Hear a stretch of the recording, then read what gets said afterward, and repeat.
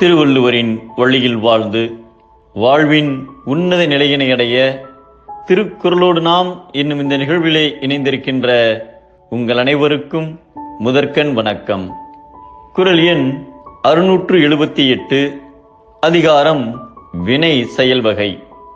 நம் தேசப்பிதா மகாத்மா காந்தியின் துணைவியார் கஸ்தூரிபா காந்தி அவர்கள் ஒரு முறை உடல்நலம் குன்றினார்.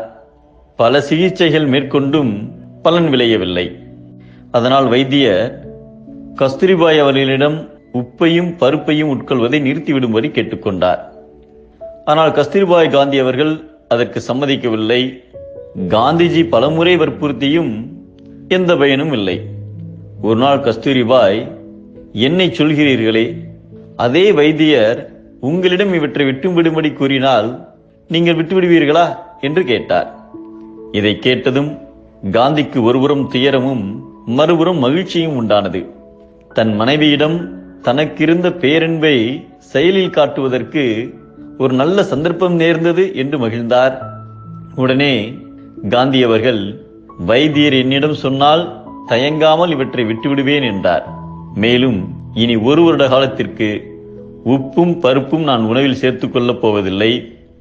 அவற்றை நீ விட்டாலும் விடாவிடினும் நான் சாப்பிட மாட்டேன் என்று கூறினார். இதை கேட்டு திடுக்கிட்ட கஸ்தூரிபாய், தயவு செய்து என்னை மன்னித்து விடுங்கள். உங்களுடைய இயல்பு நன்கு தெரிந்திருந்தும் இப்படி நான் பேசிவிட்டேன். இனி நான் உப்பையும் பருப்பையும் தொடுவதில்லை என்று உங்களுக்கு உறுதி கூறுகிறேன். ஆனால் எனக்காக நீங்கள் விரதத்தை விட்டுவிடுங்கள், அது என்னை தண்டிக்கும். ஆகவே என்னை இப்படி நீங்கள் தண்டிக்க கூடாது என்று கெஞ்சினார்.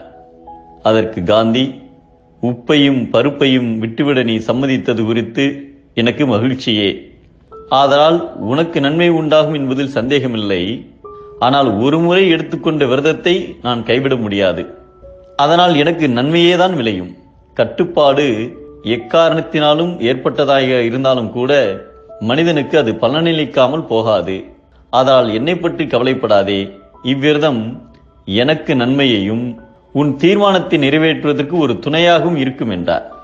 ஒரு செயலை செய்கின்ற பொழுது அச்செயலால் அதுபோன்ற மற்றொரு செயலை முடித்துக் கொள்வது ஒரு யானையை பயன்படுத்தி மற்றொரு யானையை பிடிப்பது போன்றது என்பதை வினையால் வினையாக்கி கோடல் நனைகவுள் யானையால் யானையாத்தற்று என்கிறார் நம் தெய்வப்புலவர் திருவள்ளுவர்.